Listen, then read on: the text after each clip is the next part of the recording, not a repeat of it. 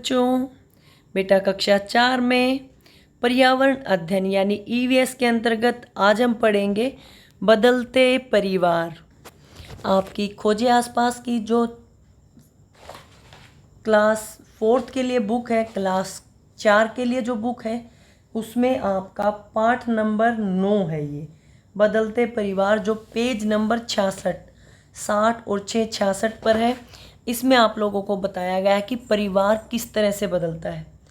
देखिए बेटा, परिवार को बदलने के अनेक कारण होते हैं। अगर मान लीजिए किसी के माता पिता का ट्रांसफ़र हो जाए, बदली हो जाए दूसरी जगह पर, तो हम अपने घर को छोड़कर, अपने रिश्तेदारों को छोड़कर दूसरी जगह पर जाते हैं। एक तरीका तो ये हो गया। दूसरा बेटा, अगर हमारे घर में कोई नया सदस्य आता है, या तो किसी बच्चे का या जन्म हो जाता है, या शादी करके कोई नया सदस्य आता है, तो भी हमारे परिवार में बदलाव आता है। बच्चा है तो सब उसको खिलाते हैं, उसका ध्यान रखते हैं, उससे प्यार करते हैं। शादी करके कोई दुल्हन आती है तो देखिए घर में एक नया सदस्य आता है, सब उसके साथ प्यार से मिलकर रहते हैं, वो सबका ख्याल रखती है। या फिर हमारे घर से ऐसे ही कोई सदस्य जा सकता है, जैसे बहन की शादी हो जाए, वो दूसरे घर चली जाए, तो आपके घर में खाली खाली हो जाएगा, क्योंकि जिस बहन के साथ आप इतना समय बिताते हो वो अब आपके उस छोड़कर दूसरे घर चली गई है। ठीक है, तो अगर कोई सदस्य चला जाए या आ जाए, वो उसका कारण कोई भी हो, शादी होकर जाना, स्थानांतर होना, या किसी दुर्घटनावश परिवार का कोई सदस्य, किसी सदस्य का स्वर्गवास हो जाए, तो वो भी बेटा हमारे परिवार में बदलाव का कारण आता है। क्योंकि जब तक सभी लोग मिलके रहते हैं तो उनकी भावनाएं जुड़ी रहती है, लेकिन जैसे ही कोई सदस्य चला जाता है तो सब कुछ बदल जाता है, हालात बदल जाते हैं, काम बदल जाते हैं।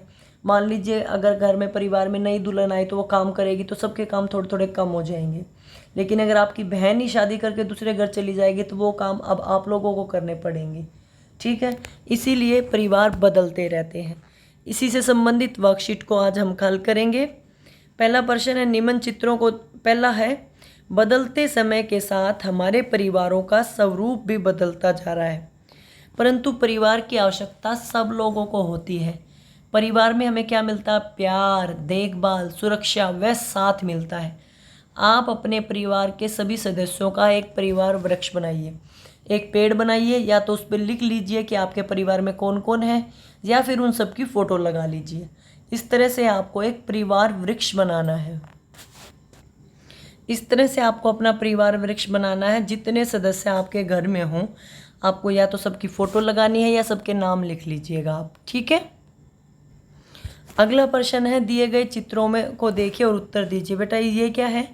बड़ा परिवार या संयुक्त परिवार जिसमें दादा दादी, चाचा चाची, मम्मी पापा सभी लोग और उनके बच्चे मिलकर रहते हैं। ये है छोटा परिवार जिसमें मम्मी पापा और उनके बच्चे होते हैं।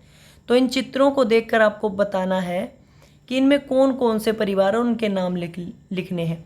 पहला है आपका संयुक्त परिवार या बड़ा परिवार, दूसरा है आपका एकल परिवार या छोटा परिवार। यही मैंने लिखा है, पहले चित्र में बड़ा परिवार या संयुक्त परिवार और दूसरे चित्र में छोटा परिवार दिखाया गया है। अगला प्रश्न है, अगर भविष्य में मौका मिले तो आप किस तरह के परिवार में रहना चाहोगे?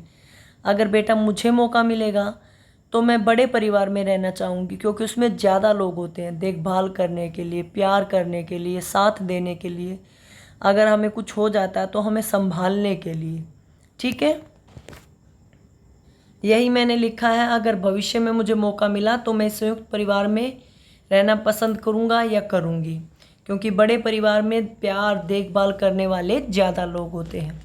इसको आप अपने तरीके से भी लिख सकते हैं, इसमें कुछ और ऐड करना चाहें तो वो भी ऐड करके लिख सकते हैं। ये आंसर बेटा मैं पीछे लिख चुकी हूँ, ये खाली है यहाँ पे। तीसरा क्वेश्चन है, हम सब जानते हैं बाल विवाह गैर कानूनी। बाल विवाह यानी बच्चों की शादी करना। लड़के व लड़की की सही उम्र बतानी है आपको। क्या पता है आपको कि लड़के और लड़की की शादी की उम्र क्या होती है? बेटा भारत में लड़कों की शादी की उम्र 21 वर्ष और लड़कियों की 18 वर्ष है। ठीक है, यही मैंने लिखा है, लड़के की आयु 21 वर्ष और लड़की की आयु 18 वर्ष होनी चाहिए। अगला है, मान लीजिए आपके पिताजी का ऑफिस के कार्य की वजह से दूसरी शहर में स्थानांतरण हो गया, मतलब बदली होगी, उनको अब अपना काम छोड़ के दूसरे शहर में जाना पड़ेगा। आपके हिसाब से स्थानांतरण की वजह से आपकी ज़िंदगी में क्या क्या चीज़ें बदल जाएंगी? क्या आपका घर बदल जाएगा? हाँ जी, मेरा घर बदल जाएगा क्योंकि अब मुझे दूसरी जगह जाना पड़ेगा। पड़ोसी बदल जाएंगे, अगर घर बदलेगा तो पड़ोसी भी बदल जाएंगे। जहाँ जाएंगे वहाँ पे नए पड़ोसी होंगे। माँ नहीं बदलेगी कभी भी। पिता भी नहीं बदलेंगे।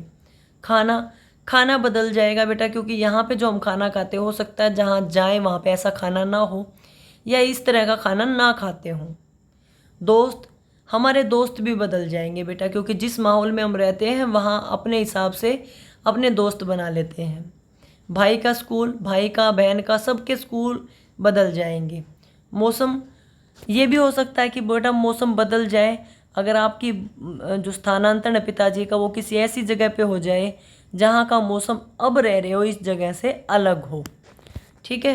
खेलने का मैदान भी बदल जाएगा, क्योंकि अब खेलने का मैदान अलग होगा, नई जगह पे नया होगा या नहीं होगा ये भी बाद में पता चलेगा।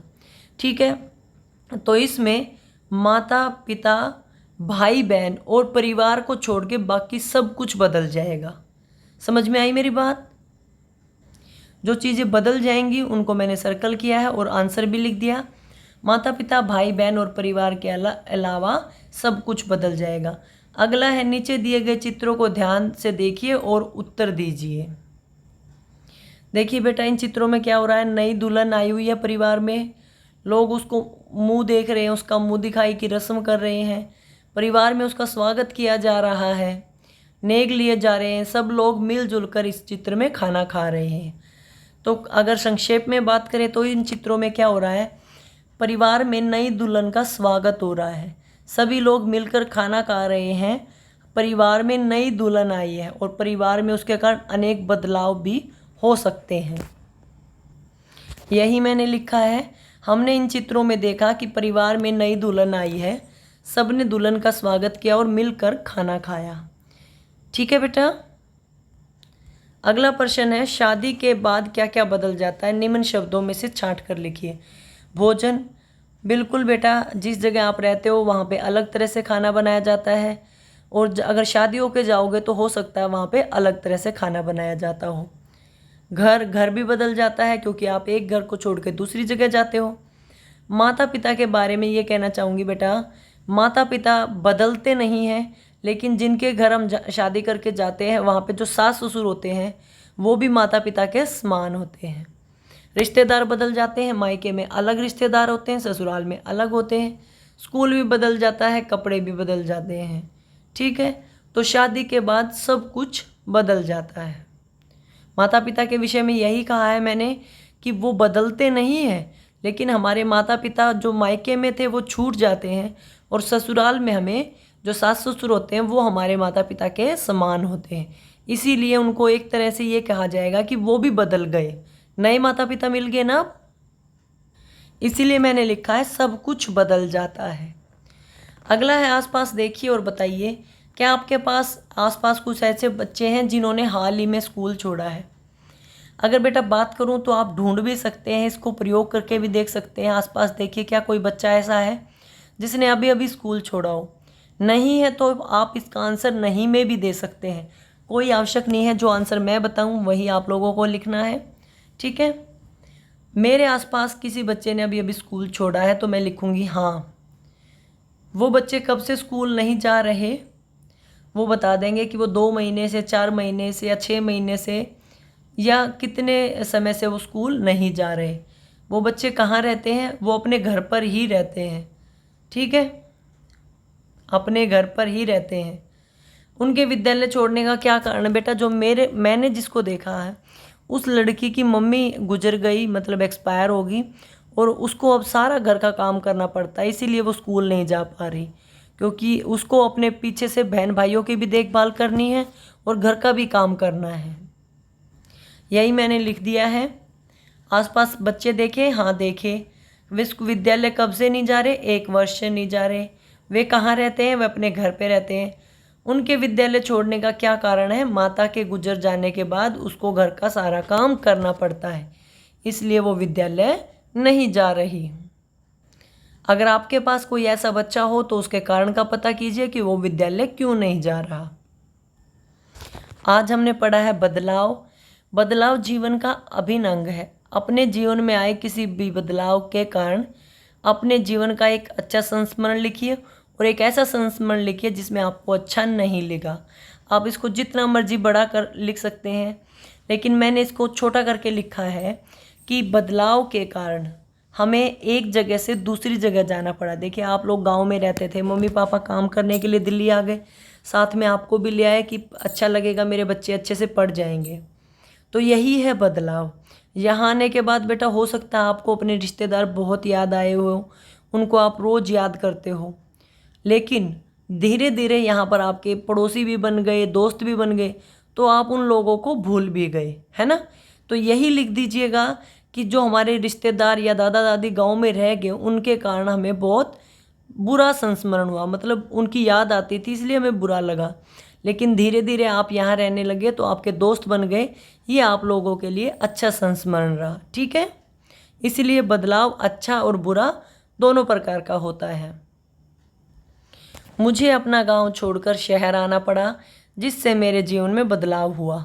मुझे अपनी दादी को गांव में ही छोड़ना पड़ा और मुझे बहुत बुरा लगा क्योंकि मेरी दादी पीछे रह गई, लेकिन यहाँ नए दोस्त मिले जिससे मुझे बहुत अच्छा लगा।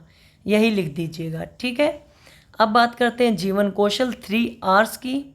पुनः चक्रण क्या होता है बेटा? मैंने आपको बताया था 3 Rs। पहला था रिड्यूस यानी कम इस्तेमाल करना, फिर आया आपका रीयूज़ यानी उस चीज़ को दोबारा इस्तेमाल करना, अब आया रिसाइकल यानी उसका पुनः चक्रण। ठीक है, पुनः चक्रण अपशिष्ट पदार्थों को पुनः उपयोग योग्य सामग्री में परिवर्तित करता है, मतलब आप उनको दोबारा इस्तेमाल करने की हालत में लाते हो चीज़ों को। ठीक है, पुनः चक्रण से नए संसाधनों के उपयोग की आवश्यकता कम होती है क्योंकि उपयोग किए हुए अपशिष्ट पदार्थ नए उत्पादों में परिवर्तित हो जाते हैं। तो देखो बेटा, अगर आप किसी भी चीज़ को इस्तेमाल करोगे तो नई चीज़ की ज़रूरत कम हो जाएगी, इससे हमारा पर्यावरण भी स्वच्छ होगा और अपशिष्ट पदार्थों का निपटारा भी सही प्रकार हो पाएगा। एक प्लास्टिक की बोतल का पुनः चक्रण आपके टीवी को 1 घंटे तक बिजली देने के लिए पर्याप्त ऊर्जा बचा सकता है। अगर आप एक प्लास्टिक की बोतल का पुनः चक्रण करते हो ना, तो 1 घंटे तक टीवी में जितनी बिजली खर्च होगी उतनी बिजली आप लोग बचा लोगे। देख लो अब आप। ठीक है, समझ में आ गया पुनः चक्रण? आपके लिए एक गतिविधि है, आपको अपने आसपास स्क्रैप डीलर यानी कबाड़ी से बातचीत करनी है और पता करना है कि वो पुराने अखबारों को, किताबों को, मैगज़ीन वगैरह को खरीद कर उनका पुनः चक्रण कैसे करते हैं। जब वो आपको बता दे तो आपको उसका वॉइस रिकॉर्ड करके या ध्वनि रिकॉर्ड करके अपनी, मतलब जो उन्होंने बताया और जो आपको समझ में आया उसको रिकॉर्ड करके अपने अध्यापक या अध्यापिका को भेज दीजिए। ये आपको लिखना नहीं है, सिर्फ समझने के लिए। अपने आसपास कबाड़ी वाले से मिले और पूछें कि उनका क्या होता है, अखबार, मैगज़ीन वगैरह का उनका पुनः चक्रण किस प्रकार होता है। ठीक है, प्लास्टिक की बोतल, नारियल का गोला, पुराने कप जैसे किसी एक अपशिष्ट पदार्थ में पक्षियों के भोजन का बर्तन बनाएं। जो भी आपके चीज़ में बेकार चीज़ें पड़ी हो ना, पक्षियों के लिए दाना, खाना, पानी, ये सब डालने के लिए उनको पुनः चक्रण करके इस्तेमाल करें। सूखे कचरे और गीले कचरे के लिए अलग अलग कूड़ेदान का रखने के लिए अपने परिवार के अलावा 2 लोगों को और आप लोगों को जागरूक करना है। लोगों को बताना है कि गीला कचरा हरे डस्टबिन में और सूखा कचरा नीले डस्टबिन में डालना है। ऐसा क्यों करना है? ताकि हरे कचरे से हम जैविक खाद बना सकें। समझ में आ गई मेरी बात? अब बात कर लेते हैं संस्कारशाला की। एल्बर्ट आइंस्टाइन ने कहा है, जो आदर्श हमेशा मेरे सामने चमकते हैं, मुझे आनंद देते हैं, वे हैं अच्छाई, सुंदरता और सच्चाई। इसीलिए बेटा आप भी अच्छे और अपने कामों से सुंदर अगर काम करोगे ना तो सबको बहुत अच्छे लगोगे, सबको सुंदर लगोगे। और सच्चे बनो, कभी भी झूठ मत बोलो। एक गलती को छिपाने के लिए अनेक झूठ बोलने पड़ते हैं, इसीलिए जो भी काम हो, जो भी बात हो, सच बोलो। ठीक है, क्या खाना पीना है? भूरे रंग की चीज़ें खानी है, पपीता, खरबूजा, रसना, जूस या कोई भी संतरिया रंग की, संतरी या नारंगी रंग की कोई भी चीज़ जैसे पपीता, खरबूजा, ये सब खानी है। क्या खेलना है? सबसे लंबी उंगली का अनुमान लगाओ। अपने परिवार के साथ मिलकर ये खेल खेलना है। गतिविधि में क्या है? अपने दादा दादी या माता पिता को एक लोक कथा सुनाने के लिए कहें। पुराने ज़माने में अनेक लोक कथाएं होती थी जो हमारे जीवन को बहुत प्रभावित करती थी। तो आप अपने बड़े बुजुर्गों को बोलें कि कोई एक लोक कथा आपको सुनाए।